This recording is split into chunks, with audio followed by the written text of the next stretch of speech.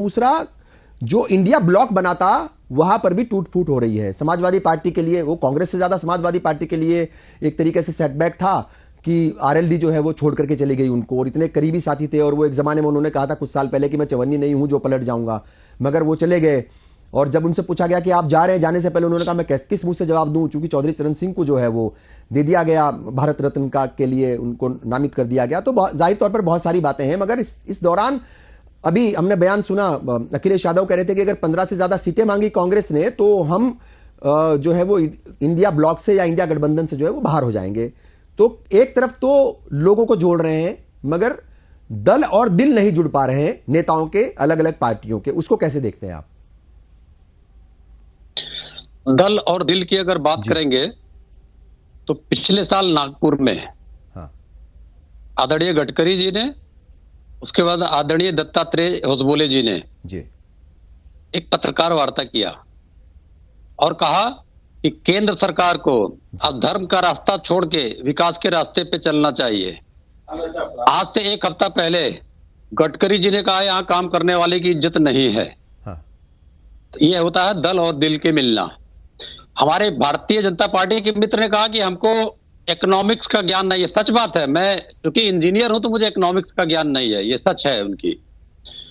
तो उन्होंने मेरे इकोनॉमिक्स को ज्ञान के पर कैपिटा जीडीपी से जोड़ दिया, जिसको मैं बता चुका था।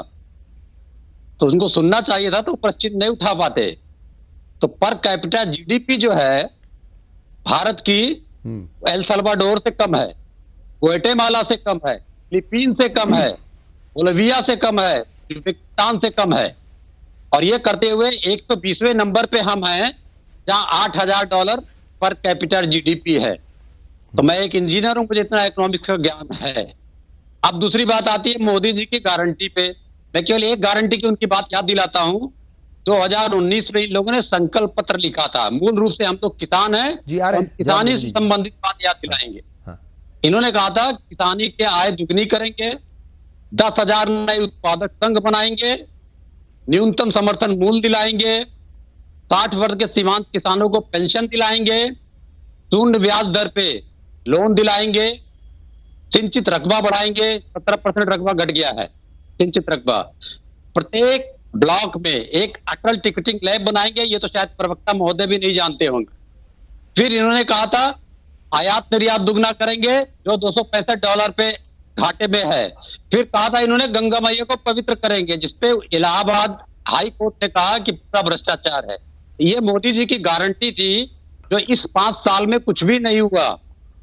तो ये जो दो तत्व हैं भारत में, एक समाजवादी विचारधारा के और एक उन्मादी विचारधारा के, तो पिछली गारंटी खत्म हो गई। अब एक नया उन्माद पैदा करेंगे ये, और उन्माद पैदा करने के लिए हमेशा झूठ बोलना पड़ता है। और ये लगातार कांग्रेस की निंदा कर रहे हैं। इनका जन्म कांग्रेस से हुआ है। इनके जो जन्मदाता थे वो कांग्रेस में हिंदुस्तानी महासभा गठन करने वाले थे, और जब 24 में उनको लगा सम्मान नहीं मिल रहा है तो 25 में इन्होंने निकाल के राष्ट्रीय स्वयंसेवक संघ बना दिया। तो इनका तो डीएनए कांग्रेस का है। आदरणीय नेहरू जी ने इनके एक नेता को, श्यामा प्रसाद मुखर्जी को, विपक्ष में रहते हुए भी अपना मंत्री बनाया था और कश्मीर मामलों का प्रभारी बनाया था जी। तो ये उन्मादी विचारधारा के लोग हैं, उन्माद पे चलेंगे। इनका जनता से मतलब नहीं, ये केवल 10% लोगों के लिए काम करते हैं। हम 90% के लोगों के लिए काम करते हैं और करते रहेंगे। ये प्रभु श्री राम का दिखाया हुआ रास्ता है कि जो जनता का सबसे अंतिम पायदान पे खड़ा व्यक्ति है, वो शासन में आके और शासन के खिलाफ बोल सकता है। जी ठीक है, ठीक है नीरज जी।